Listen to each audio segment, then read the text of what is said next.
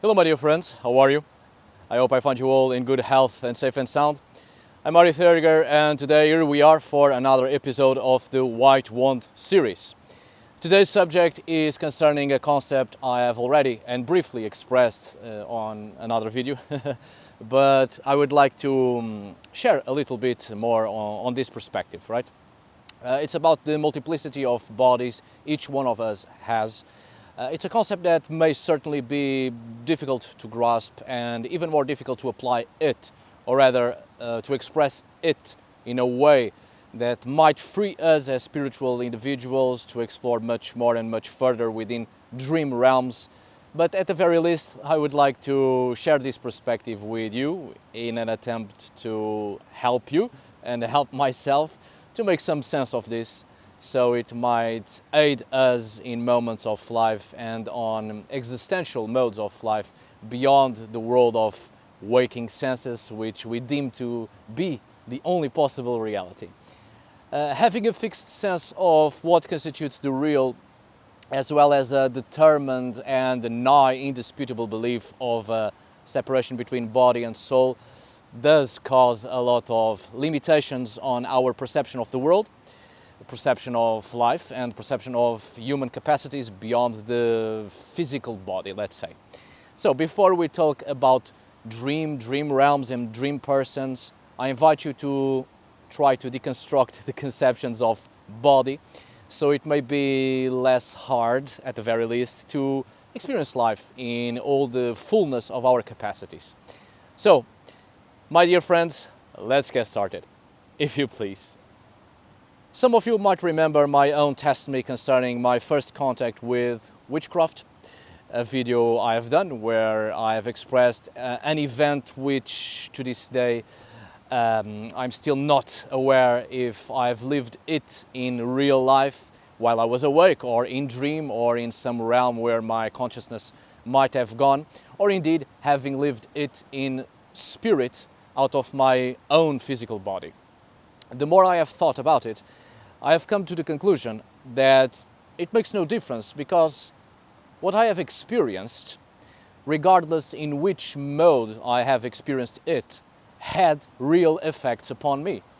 It forced me, or it forced a change on me, more than just on a psychological level. If there is a clear effect that changes our perception of things, it is no less real just because we don't know where and how we have experienced it. The effects occur, they are real, therefore it is a real experience because it causes effect.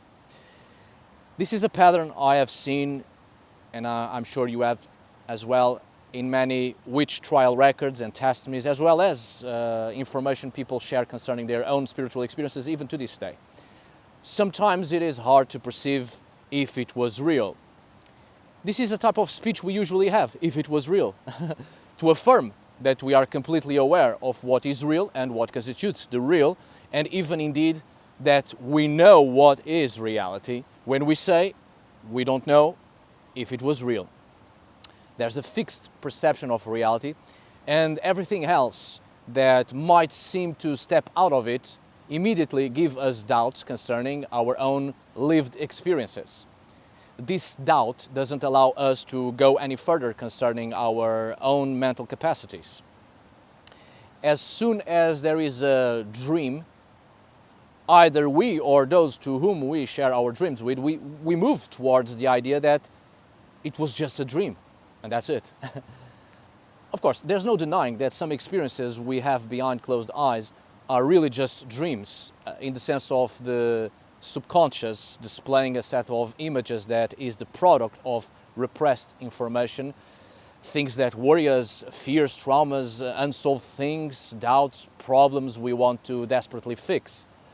But human consciousness is more than thought and dream. Because our modern society has an absolute agreement on what is real or not, every experience we do not have in such an agreed upon sense of reality is intimidating. We shut ourselves to the possibility of living life in different states of existence. And if we do and can exist in different states, each experience within each state is real to the very consciousness and body that is used to experience each state. Furthermore, we seem to find it amusing and even pretend to believe in all the accounts of past people that could have otherworldly experiences. Take the example of shamanism and other experiences and modes of life in which people are said to live otherworldly lives.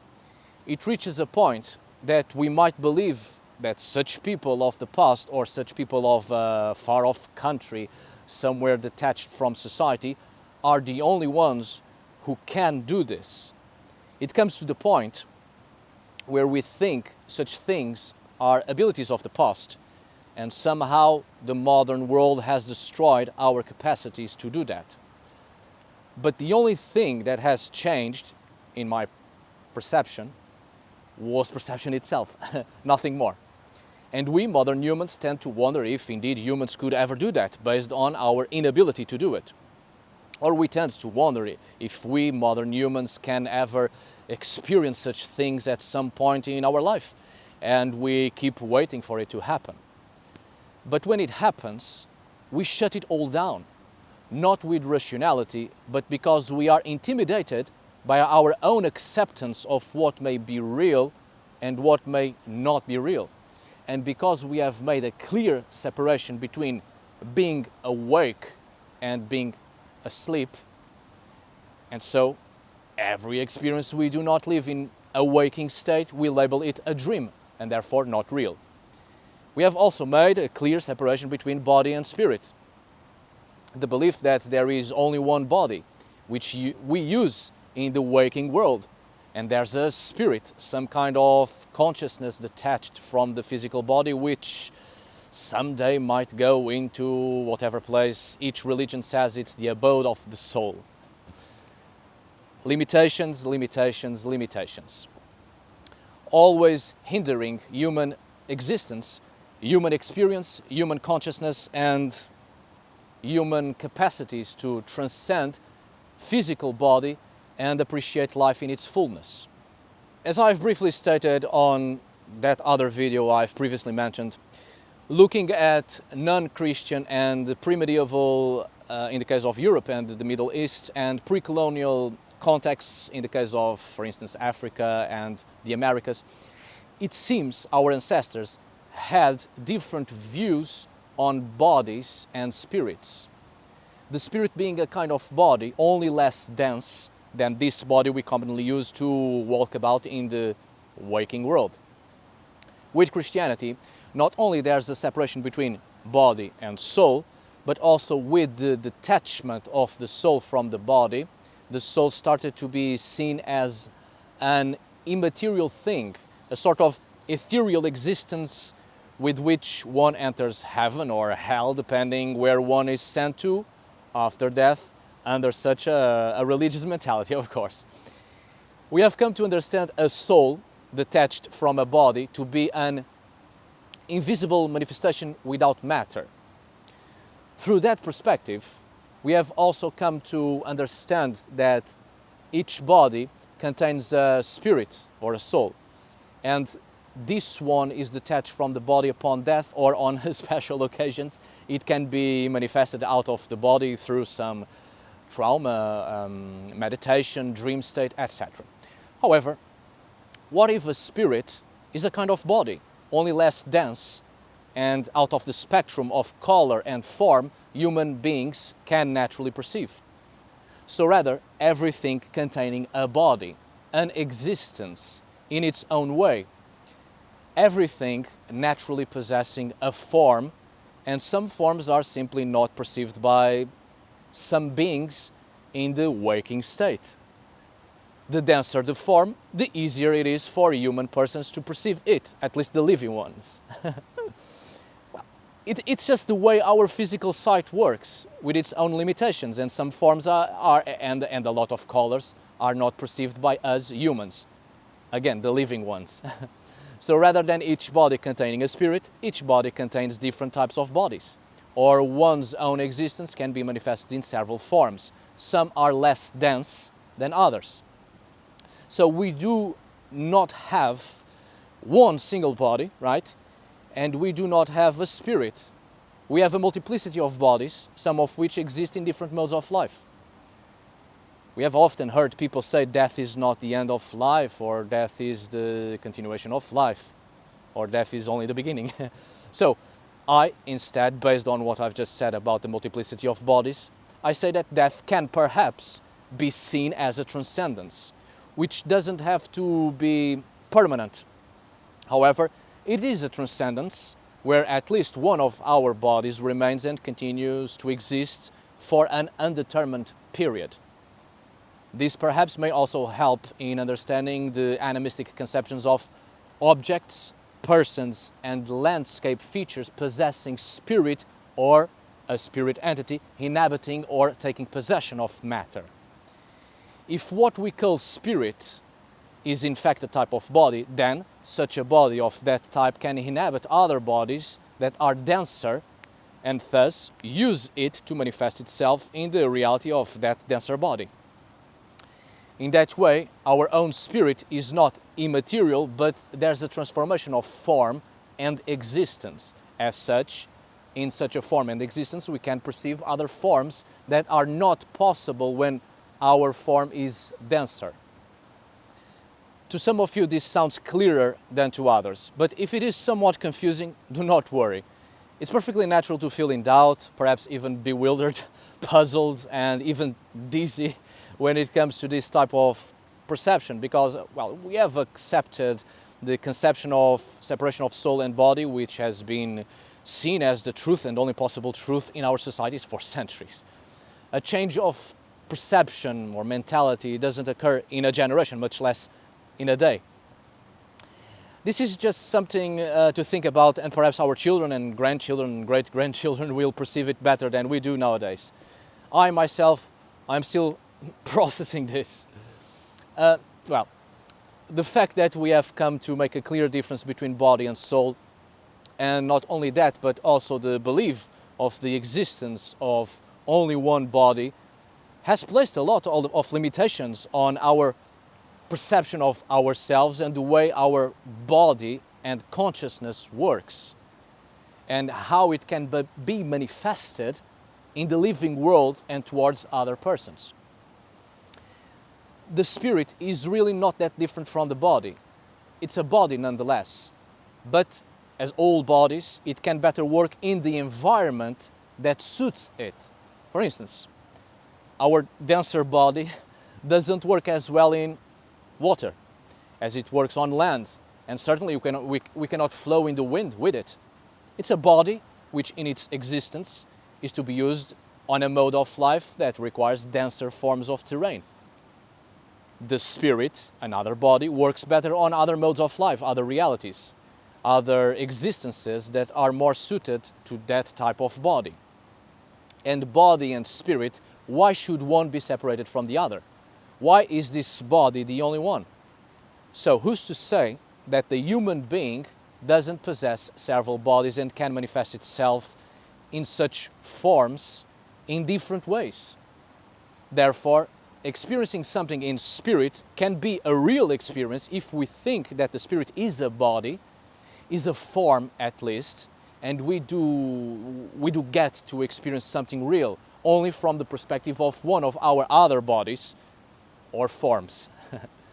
So you see, when we dream, when we have vivid dreams, when we think that we are dreaming, but it is in fact an experience with one of our other bodies, we often have the tendency to see such experiences as having less value, even not being a reality at all, compared to the experiences of the body in the waking state. As I said on the previous video, and I quote myself, I have that privilege.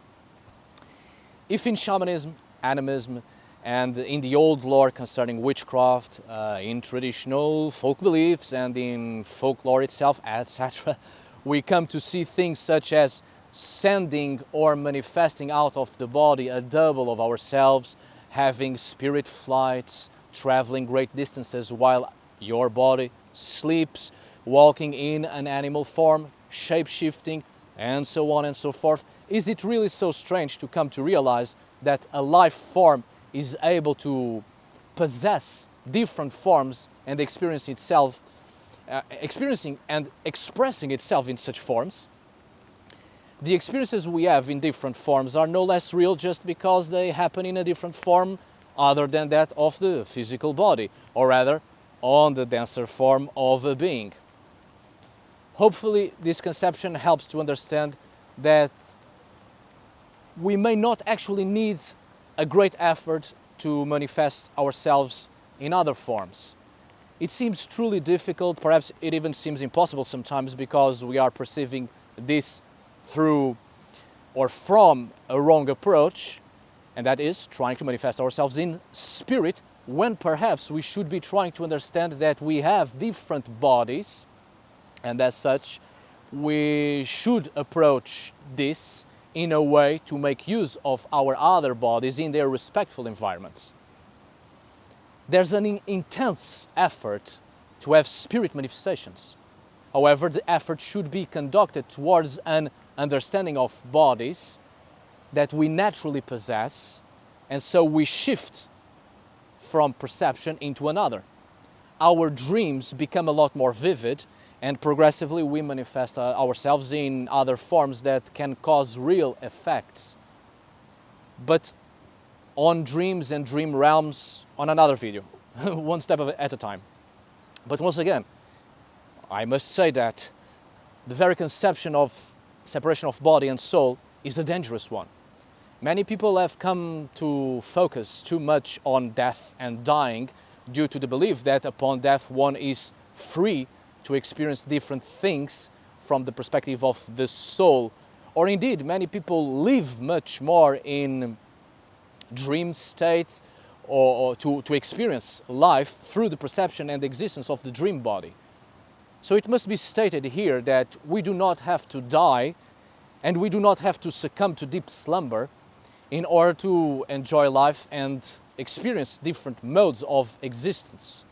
Again, if we understand the spirit to be yet another body, and that there are multiple bodies such as dream body, spirit body, astral body, and bodies in different realms of existence, we really don't have to detach ourselves from the earthly body in order to enjoy life itself. We really don't have to die. Through the perception of a multiplicity of bodies, we can perhaps conduct this in a way that we can manifest ourselves through our other bodies and extend perception and lived experiences on other modes of existence, shifting between bodies, and as such we can better appreciate life in the fullness of our potential as beings, as persons. Separation of body and soul, and the idea that the soul is immaterial and that it can only be experienced through death, is a grave mistake. This has created a clear, sensible limitation on the potentiality of persons, on the capacities we naturally have in our own being, in the fullness of our existence. We are different bodies, or perhaps we are different spirits, just to say. The point is, each person has a multiplicity of bodies, a multiplicity of existences, and they can be manifested and lived and experienced. It's a question of reshaping or trying to reshape our perception, switching off everything concerning the duality of beings and the existence of only one manifestation in this world.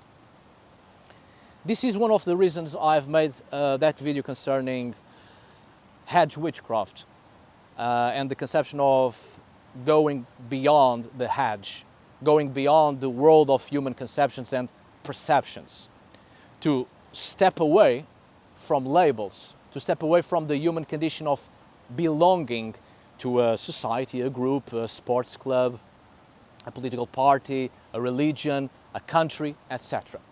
Step away and walk over the hedge into the other side, where you are no longer human, and instead you become the other, the creature, the spectrum, the wraith, the spirit, the animal, the earth and the wind, the fire and the rain, thunder, rock, root, moss, trees and river. It's not a question of placing yourself in someone else's shoes and see through their perception. No, it's not that. Empathy is something we should all have, indeed, of course, but seeing from someone else's perspective in those terms is a human condition. As such, if we try to perceive life from the point of view of, say, tree, we are still imposing a human's perception on that tree and trying to see and feel things as humans, but from the tree's standing point and surrounding environment that we humans know it exists. But that's not what the idea of going over the hedge is all about. The idea is not to see the world as a tree or as an animal or anything else.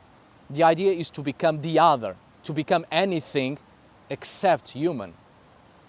When you go over the hedge, the idea is to cease being human, and then we become anything else. And your perception is no longer through humans' eyes and senses, but rather through a non-human perception, senses, and insight. You shift bodies, you shift consciousness, you become non-human. You live and experience through the perception of one of your other bodies. This to also tell you that we often look for magic, the supernatural, magical power, call it what you will, outside of ourselves. But within lies a great potential. Surely, obviously, there's magic out there, and there are other persons, a whole world populated with several persons, and the great majority are not human persons. However, many of us, I included for many years, assume magic as coming from somewhere outside of our own body. If we understand our existence as having multiple bodies, and that such bodies give us the opportunity to express ourselves in different modes of life, magic already lies within before we even have to look for it outside. In fact, I do believe there's too much effort in always seeking something outside of ourselves, even after death. It is the same impulse caused by the idea of separation of body and soul, leading to the belief that something better is always outside, always in some other unreachable space or place, or even after death. If we can manifest our own existence in different bodies and in each realm of existence suited for each of those bodies, that's our own magic. We may create relationships with all sorts of persons and entities all over the spaces in which we inhabit and interact with, but we can also use our other bodies to make other types of relationships, different approaches when something within the parameters of this denser form might fail. Taking into consideration that this denser form is rather new, and our other bodies are far older, there's indeed great power that can be sought after when we use our other bodies that contain older knowledge. We experience different modes of life with different bodies, and all of them give us important knowledge that can be intertwined to form a more expressive and stronger body of knowledge. As such, we expand ourselves and our interactions with other persons and other environments. And I believe such a conception is very useful within witchcraft, especially for those of us who take a more animistic approach to it. It's not just understanding and living with the powers of each of our bodies, but using such bodies to expand our communication and interaction with other entities, spirits, more than human and other than human persons, in order to be far more successful in our craft and be far more inserted in the web of existences that links different modes of life. We have been led to believe, or rather, in the societies we have been born in, our upbringing not only discourages the idea of more than one body, but also discourages the use of our other bodies. We focus too much on our denser body, this one right here, because it's the only body society gives value to, and it is a distorted value, full of limited perceptions of beauty and an illusionary sense of perfection of shape. This body right here isn't the only form that expresses our identity. We are more than just this one body. An entire identity is reduced to the denser shape humans can perceive with waking senses, and that's horrible. A person's identity has many layers, some of which quite deep and ever deeper. And other people may never truly know them, but who gives a shit? But I think it is worth understanding that a person is not just one body. Our identity exists on several layers which are expressed on several modes of life and can overlap each other, merge and be expressed even on realms of existence we assume it isn't possible to express ourselves. There comes the idea of the double, the fetch, the philia, of the spirit emissary of a person, the extension of identity and the projection of one of our bodies into this world to cause real effects. I do believe we need to take a deep look on the several layers of a person's identity in order to express ourselves in the fullness of our potentiality. Identity is more than a body. Identity is more than superficial looks. Identity is more than one's skin. I suggest that the first steps to take towards a self-understanding of one's own multiple bodies is to be more sensitive to the impulses of the body and allow more freedom and give respect to the experiences we have that are not lived with this denser form of ours. There's been a great repression of our multiple bodies, even of our own denser form, this one we use to interact with others on this waking reality. There's been a demonization of our spirits, a repression and denigration of our multiple aspects, a denial or refusing to believe in the several layers of identity by mainstream religions, materialism, and by capitalism itself. There's always involuntary movements of the body. And this gives you a warning that something might be out of place, something isn't right, something is approaching. It's a warning from within, but not concerning some abnormality of your own being, but rather the impulsive and involuntary movements of your other self, which catches movements and events in the environment. Pay close attention at that. Work from there. You are getting more in tune with life all around you. You may feel the wind in the skin of your denser form, but you can also feel other things with the skins of your other selves. These involuntary movements of the self are deeper sensations reflected upon the denser form, sensations from within and without. from the other selves that are alive and active, but perhaps a little bit dormant. Pay closer attention to that and allow it to happen. Allow yourself to feel. The language of our other bodies has to be listened to. And the more we listen, the easier it gets to expand ourselves into other modes of life. Surely, many involuntary movements of the body can be explained away by science, like your heart throbbing for no reason, or suddenly beating faster, or a little tingling somewhere in the body, eye twitching, nosebleed, trembling, paralysis, tears falling for no reason whatsoever, a sudden feeling of anger, or even a sense of dread.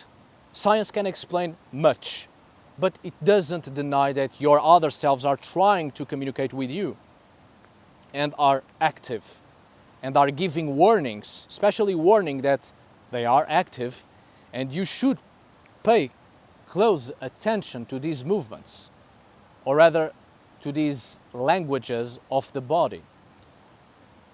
When you step into specific environments, there are feelings and body movements that are more than just felt with this denser form. For instance, when people have been arguing in a room, and when you enter and it is all quiet now, but you feel the heavy energy in the air within the room, you feel something that seemingly is no longer there, but that energy remains.